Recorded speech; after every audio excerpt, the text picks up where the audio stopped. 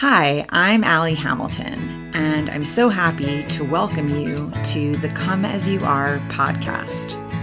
Every week, we'll be talking about some aspect of healing, usually around childhood wounds and complicated familial relationships. The topics will always coincide with my personal essay of the week, and this will be a place where we can take a deep dive together. I'm so thrilled you've joined me and delighted for you to always come as you are. Hi there. Hi there. Welcome to our talk this week. The topic is Don't Feed the Beast. And in this case, the beast is this idea that I'll be happy when. And it's a cultural idea.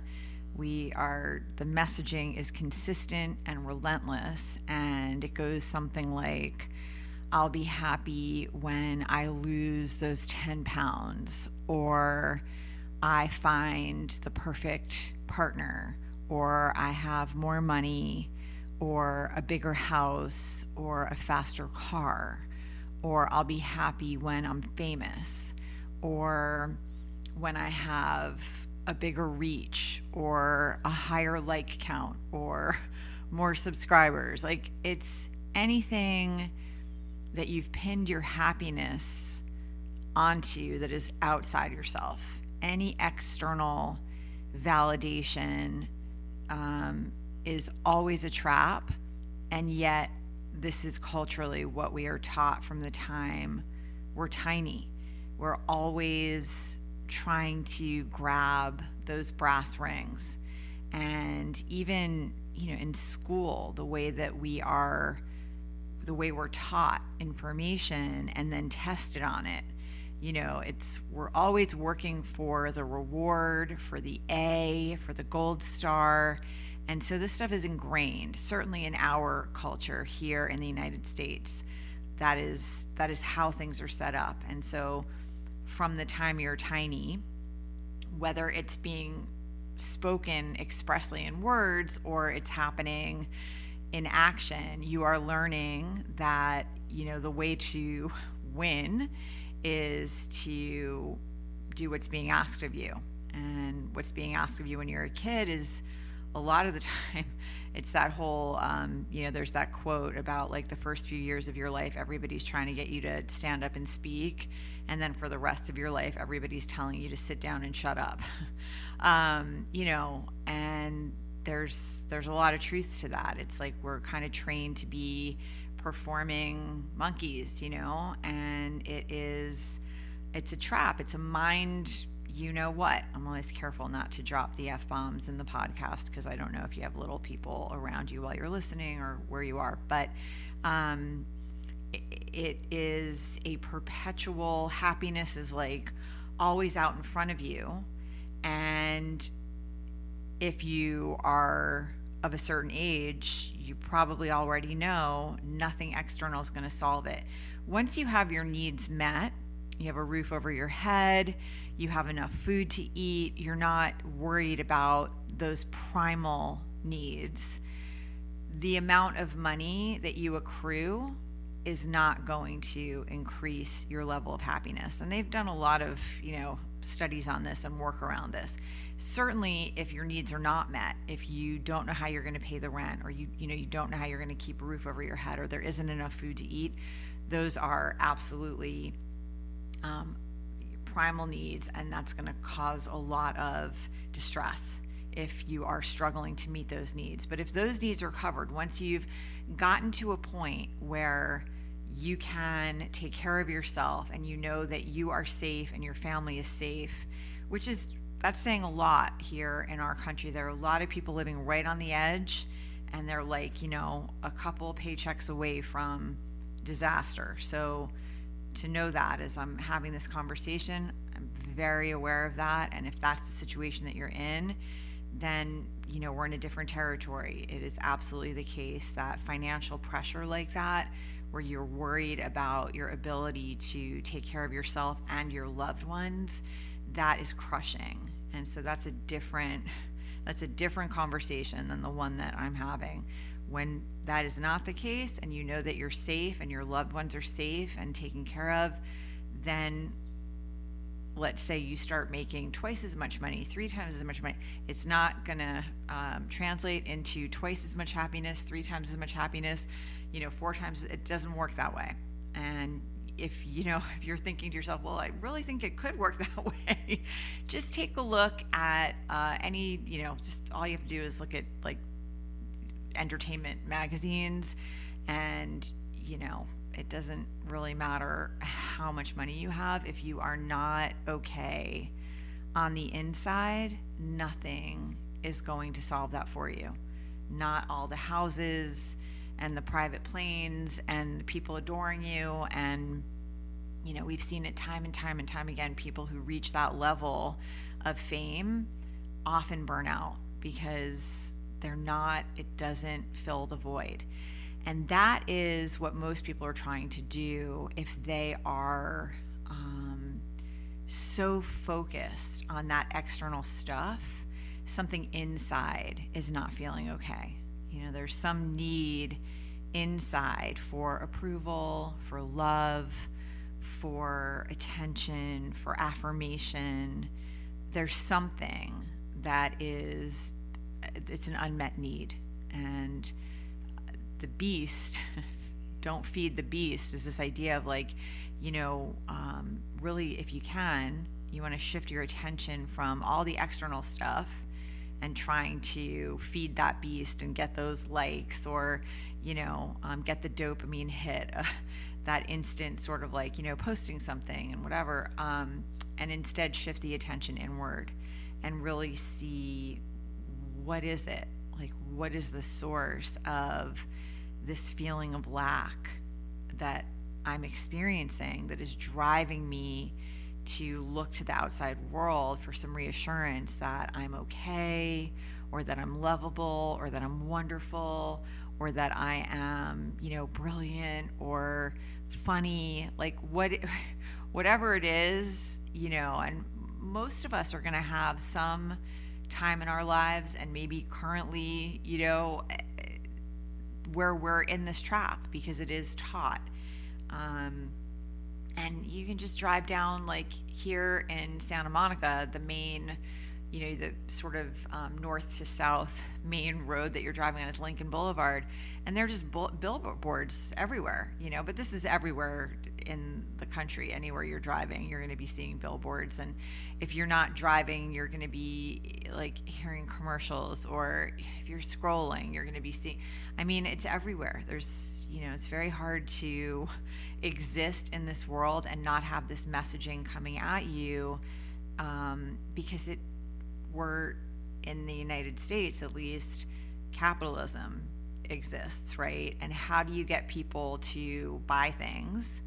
You make them feel like they're not good enough without the products. So the messaging all the time is like, you don't look right, you don't smell right, you need this diet, and the diet industry is $1 billion industry. The beauty industry, same, and we call it beauty industry, but let me please tell you that I'm putting that in air quotes right now because it's so ugly, the way that the messaging toward, in particular, women and young girls, and it gets younger and younger all the time. There's just all this conversation about 12, 13, 14-year-old girls going to buy like products with retin-A in them, and like acids and different serums, and it's like, please,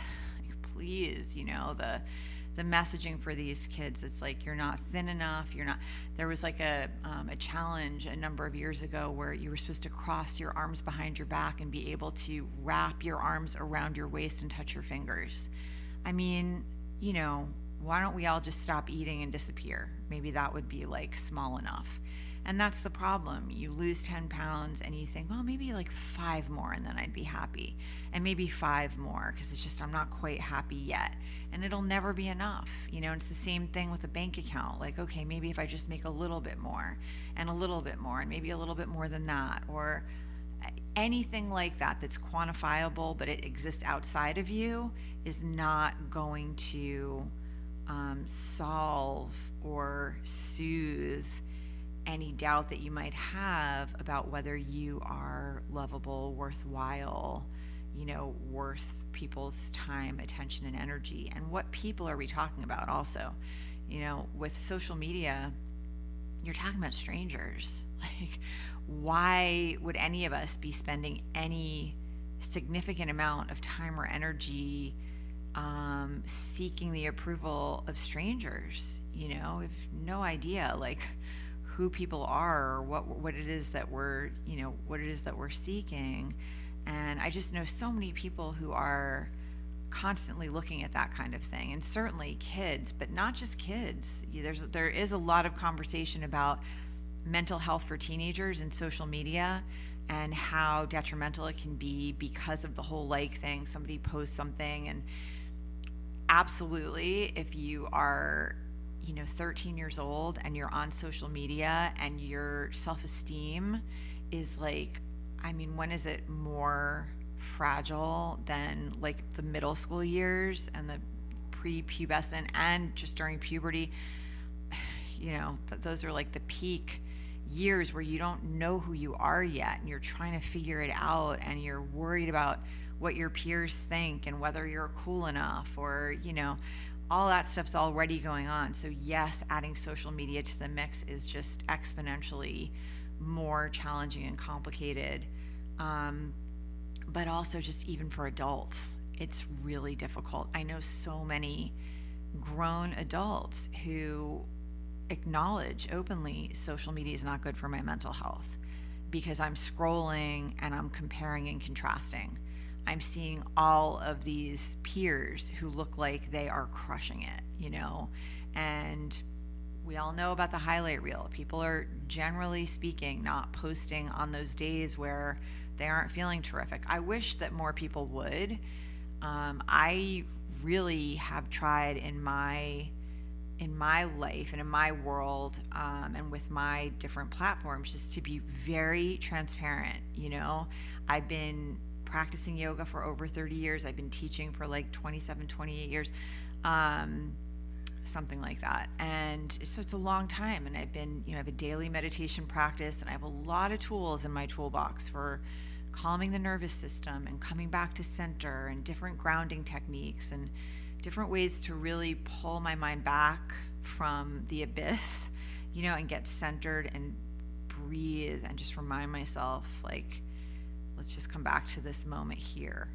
Let's just quiet that constant tendency to be comparing and contrasting. So I have all those tools, and I know how to do all those things. It doesn't make it easy. There are a lot of people who are really struggling and have to just walk away, because there's that quote, comparison is the thief of joy, and there are TED Talks about this. Like, people tend to compare themselves to their peers the most.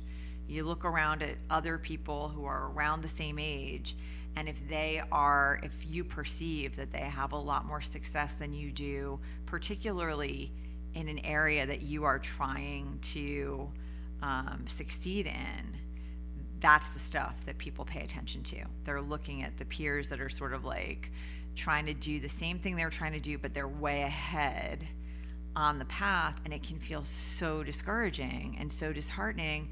And there's this feeling that, like, oh, this person took my spot in the sun, or they got there first and now there isn't going to be enough room for me, or like they've said the thing that I wanted to say, or they're and the reality is that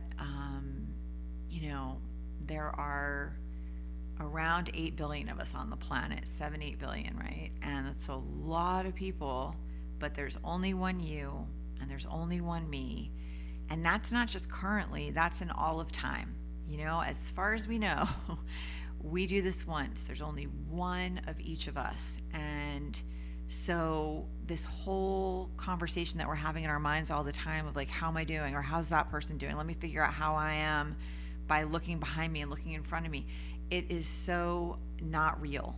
It is not relevant. We're looking at the wrong things because no one else has your exact perspective. No one else has been through exactly what you have been through. No one else is going to say things and perceive things in exactly the way that you will, do, can, And so no one can take your place in the sun because we only get one of you. So this whole comparing and contrasting thing that we're trained to do, that we're taught to do, it's really destructive and also delusional. It's not real. And the more that you can recognize that and try to turn your attention inward and figure out what is the source of my doubt, if I feel really driven to achieve something, whatever it might be, either I want to be I want to lose 10 pounds, or I want to, whatever it is, make more money, or I want to have more success in my professional endeavors, whatever it is. Keep asking yourself, why? Like, what is it? Why do you want that? What do you think is going to happen if you have that? And generally, if you keep asking the question, okay, I want to meet someone, I want to, I think I'll be happy if I just meet the right person. If I find my soulmate, then I'll be happy. It's like, what is it that you're really looking for there? You want love, right? You want love. You want connection. You want, partnership. You want somebody to talk to at the end of the day. Those things are all beautiful and they're human, and lots of people want that, but you're probably not going to find that by losing 10 pounds, another 10 pounds, another 10 pounds. Like, that's not what your worth is. Your worth is not about the number on the scale or the number in your bank account, or whether you have, not enough hair on your head, or not enough hair in some places and too much hair in other places, or how big your biceps are, or how fast your car is, or it's like, that is not it. And most people are genuinely looking for connection. That's generally what most people are. They want to feel some sense of, I'm not alone. There's some people who really know me and seem to love me with all of my, quirks, and all of the mistakes that I've made, and all of the things that I'm still struggling with, and all of the wonderful things about me. There are people who really seem to see me clearly and love me for who I am. That's the stuff that most people want. And ultimately, we all want to feel a sense of ease in our own skin and contentment, and I think sometimes because the messaging is so strong, people are almost afraid of contentment. Like, well, if I'm content with how I am and what I have, what's going to make me keep working and keep trying? The way the world is set up, you're unless you're extremely wealthy, like you're gonna be working. You're gonna need to be out there in the world, and you're gonna be engaging with people, and that's just part of what we do as human beings on planet Earth. We're engaging, and we're hopefully working toward that connection. Toward doing things. Obviously, aside from keeping a roof over your head, trying to find some meaning and things that feel fulfilling. And you're not going to be gravitating toward that stuff in all the ways that you could if you're distracted by all of the other conversation that we're being fed all the time about grabbing those brass rings. There's so much, conversation about biohacking and productivity hacking and growth this and bigger that, and it's exhausting. And I wanted to point out This idea of just being a tree by a rushing river or a babbling brook, and what that must feel like. You're just a tree. You're not, you're not obsessing over any of the stuff that I just talked about. You don't have to worry about health insurance or, subscriber numbers or how expensive college is. Like, you're not you're just a tree, swaying in the breeze and probably very instrumental in supporting a whole ecosystem, aside from like giving shade to people or, being a home to different creatures. There's also all this study about whether trees are communicating with each other, and some scientists say no. Like, there's no intent. It's like the tips of the roots of the trees, they touch each other, and sometimes they're giving off like chemicals if there are insects attacking or fungus attacking, that the trees will emit chemicals so the other trees around them know that danger is coming. And some scientists say that's totally just scientific, and other scientists are trying to figure out if there's any communal nature. They're calling it the wood wide web. If the people that feel like there might be some intent in the conversation are talking about, there's like a stump. These scientists found this giant stump of a tree, and it still had like chlorophyll. It's still green, and the only way that could be the case, because it was completely covered with like dead leaves and branches, was covered over, is if the trees around it were still supplying it with all of the nutrients that it needed in order to still be alive. So however you want to think about it, whether it's completely just scientific and chemicals being emitted and all of that, or whether there's some intent, bottom line is, when we are thinking about the community as a whole and how we can be of service to one another, how we can show up for each other, how we can think about the bigger picture, we're happier. And that's a true thing. And I can talk about that in my own life as well. I think because I, of course, grew up in this culture for a long time, I did all the brass ring things. I really tried to be a good girl, and and there was a lot of reasons for that I've talked about and written about a lot in my family of origin. And I think, it's always trying to earn love from my mother and approval. But even culturally at large and in school, I thought, okay, I'm going to get straight A's and I'm going to starve myself because my value as a girl in this world is like so much caught up in my appearance. So, I spent high school just working. Like, I would come home, I would do my homework first. I was not satisfied unless I had straight A's. I, was constantly restricting calories. I skipped my senior year of high school. I went right to Barnard College at Columbia University and, graduated.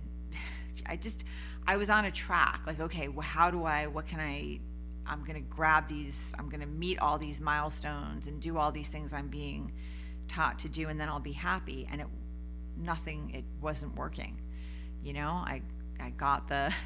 I got my diploma. I did all the things. I starved myself. I, tried to make everything look the way it needed to look on the out. I did everything, and I still wasn't happy.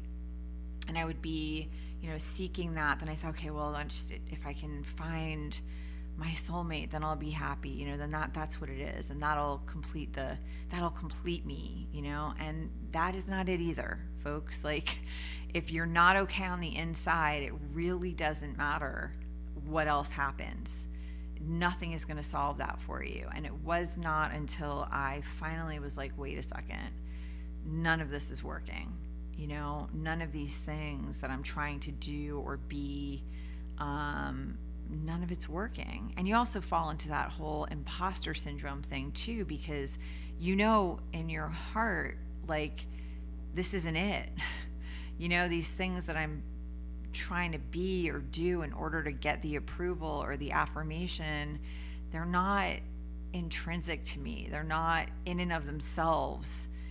These actions are not satisfying or fulfilling, or it's not helping me evolve as a human being and a deeply feeling person.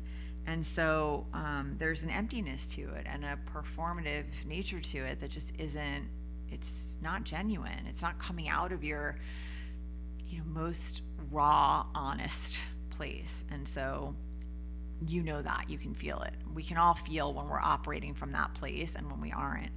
And so the way the system is set up, at a certain point, you have to stop and pull yourself out of it and say, you know what, like all these things that are being advertised and are, I'm being told this is the key to my happiness. That is not it. I need to figure out when did this lack of belief in my own worthiness, like when did that begin? When did I start to think maybe I'm not worthwhile, or maybe I'm broken in some really essential way, or maybe I'm not lovable?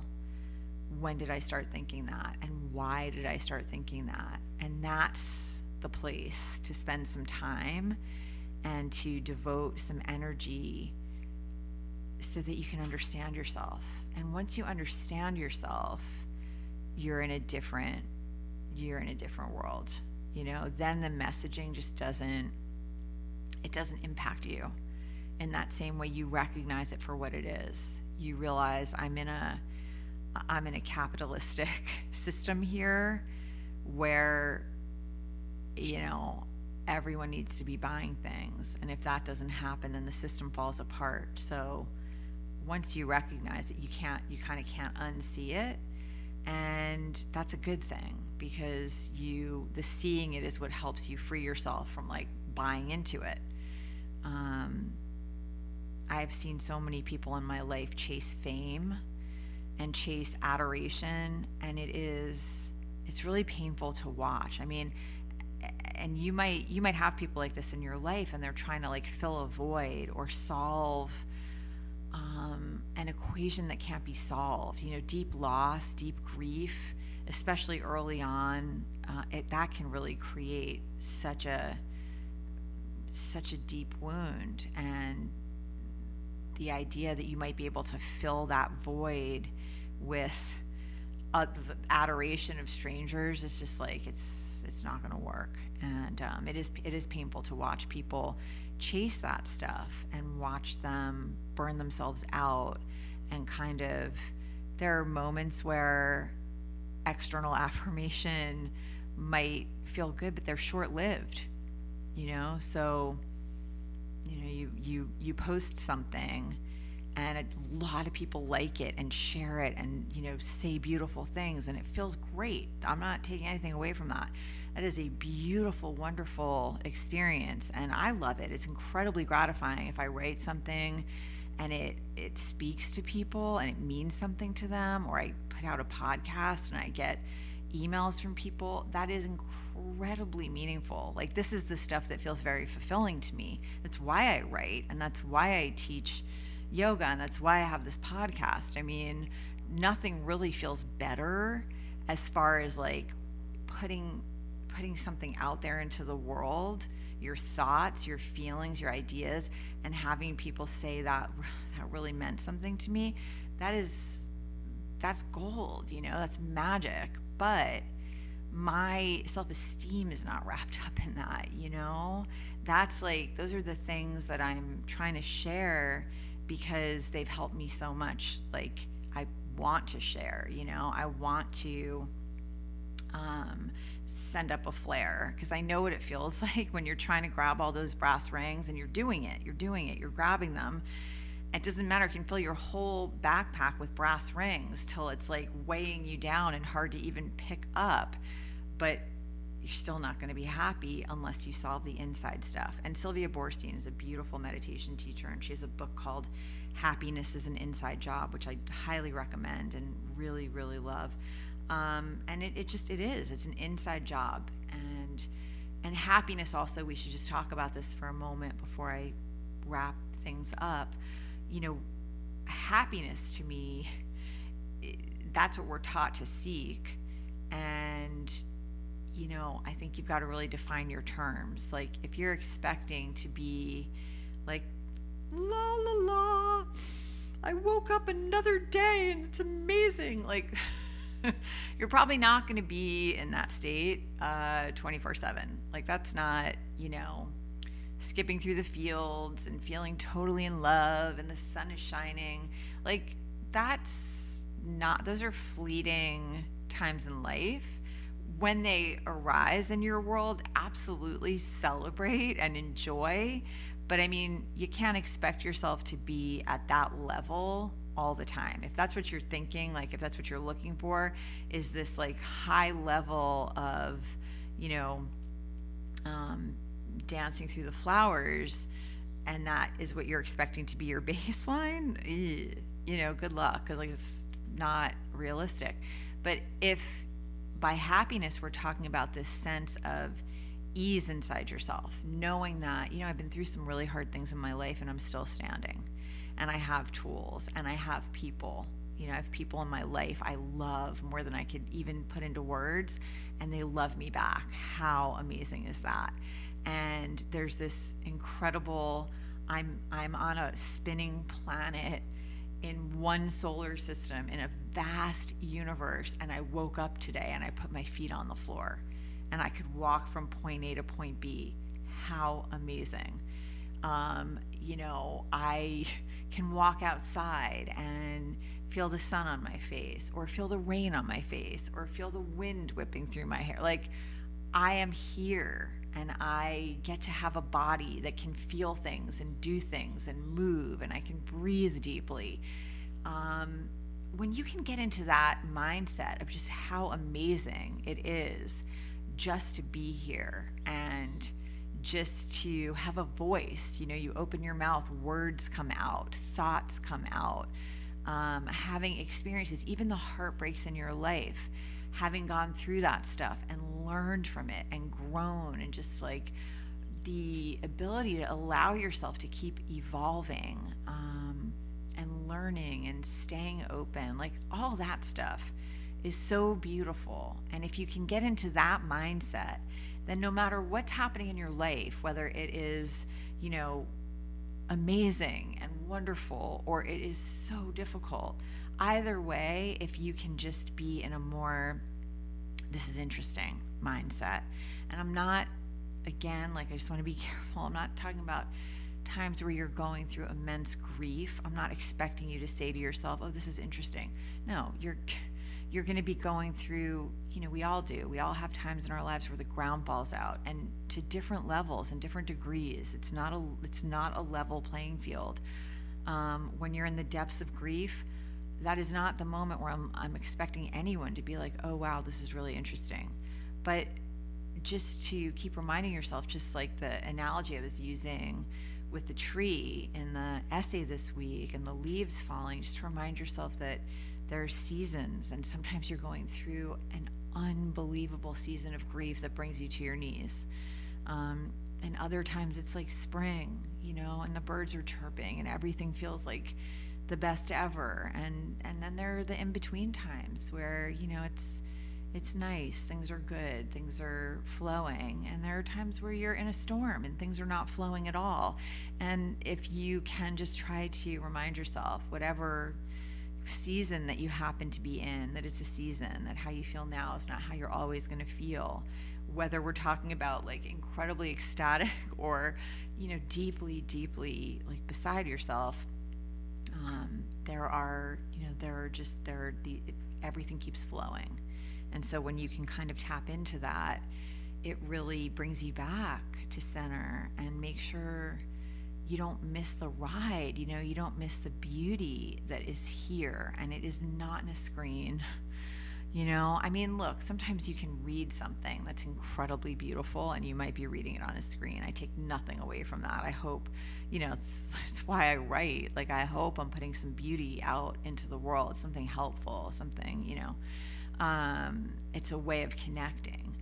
But to not miss the opportunities to be out in nature and to be present, to like really figure out the tools that work for you to not be in a situation where your mind is so loud that it's pulling you out of all these moments where, deep joy could be experienced.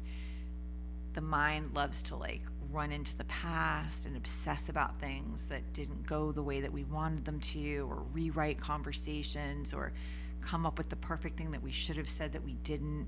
Or it likes to run into the future and start, rehearsing for situations or conversations that might not ever happen. And it'll pull us right out of the present moment. And if you can, work on, meditation's so beautiful for this, yoga, it's why I teach, but there are other tools, and I really do try to share all of the grounding techniques that I use, whether it's 4-7-8 breathing, or even just something as simple as feeling the soles of your feet on the floor, or pausing and closing your eyes and putting your hand on your heart and taking 3 deep breaths. Anything that just brings you back into your body and back into this moment is so powerful. And the more time you can spend in that space, the less likely you will be to get caught up in the external stuff that really isn't gonna fill that void or feed that beast. So I hope this has been helpful, and I hope the essay, was helpful. I know it's a little bit lyrical. I hope that, just in terms of trying to bring yourself back to center, some of these ideas make sense to you, because it's such a shame to get caught up in what is happening around you and kind of lose sight of all the peace that's available inside if you can just quiet your mind and open your heart and get in your body. So I'm wishing that for you. And I'm always here to talk about any of these ideas more. And I'm sending you lots of love. Till next time.